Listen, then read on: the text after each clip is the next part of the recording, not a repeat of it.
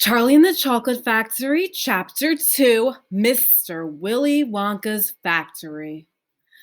In the evenings, after he had finished his supper of watery cabbage soup, Charlie always went into the room of his four grandparents to listen to their stories, and then afterwards to say goodnight. Every one of these old people was over 90. They were as shriveled as prunes and as bony as skeletons. And throughout the day, until Charlie made his appearance, they lay huddled in one bed, two at either end, with nightcaps on to keep their heads warm, dozing the time away with nothing to do.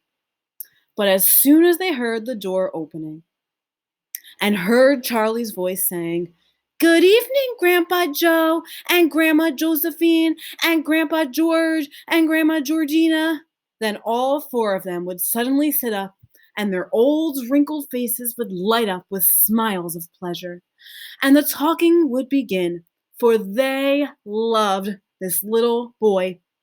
He was the only bright thing in their lives, and his evening visits were something that they looked forward to all day long. Often, Charlie's mother and father would come in as well and stand by the door listening to the stories that the old people told. And thus, for perhaps half an hour every night, this room would become a happy place, and the whole family would forget that it was hungry and poor. One evening, when Charlie went to see his grandparents, he said to them, "Is it really true that Wonka's chocolate factory is the biggest in the world?" "True," cried all four of them at once. "Of course it's true. Good heavens, didn't you know that? It's about 50 times as big as any other." "And as Mr. Willy Wonka really the most clever chocolate maker in the world?" "My dear boy," said Grandpa Joe, raising himself up a little higher on his pillow, "Mr. Willy Wonka is the most amazing, the most fantastic, the most extraordinary chocolate maker the world has ever seen." I thought everybody knew that.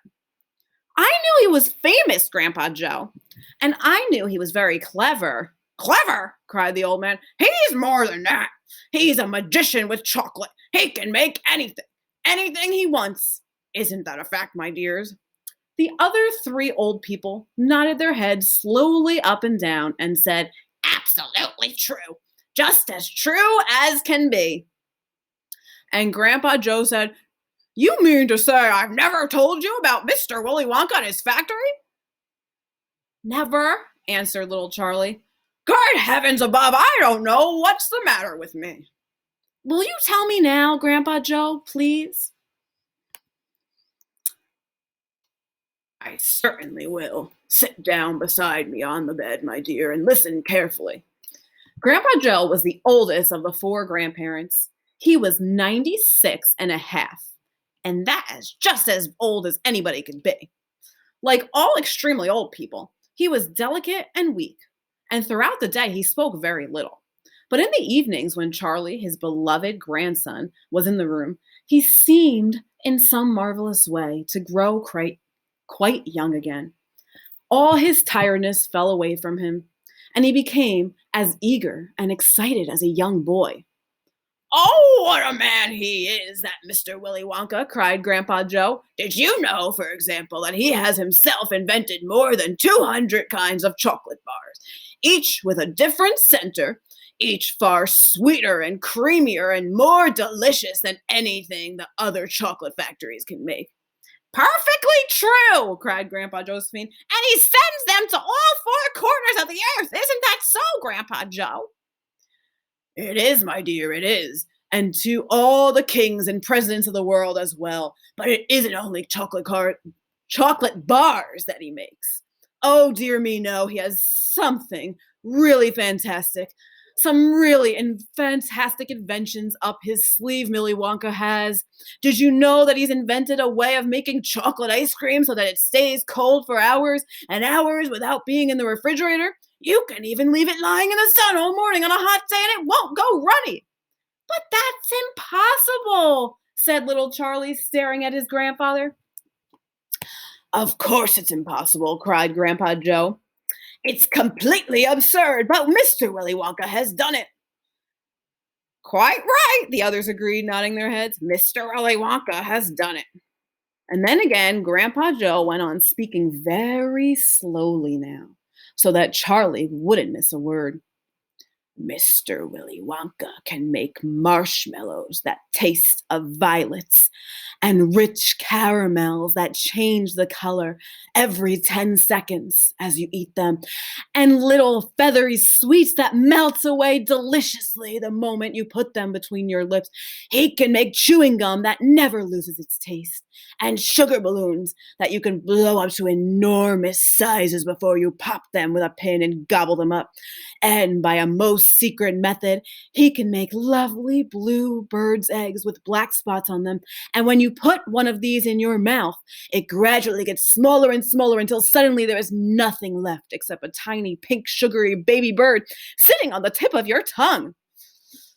Grandpa Joe paused and ran the point of his tongue slowly over his lips. It makes my mouth water just thinking about it, he said. Mine too, said little Charlie, but please go on. While they were talking, Mr. and Mrs. Bucket, Charlie's mother and father, had come quietly into the room, and now both were standing just inside the door listening. Tell Charlie about the crazy prince, said Grandma Josephine. He'd like to hear that. You mean Prince Pondicherry? Said Grandpa Joe, and he began chuckling with laughter. Completely dotty, said Grandpa George, but very rich, said Grandma Georgina. What did he do? Asked Charlie eagerly. Listen, said Grandpa Joe, and I'll tell you.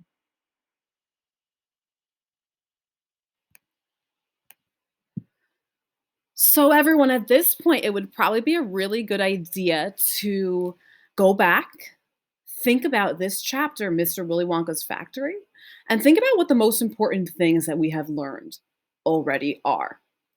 Because some really important points were brought up by Grandpa Joe and some of the others that are going to lead to us recognizing why Charlie becomes so in love with this factory.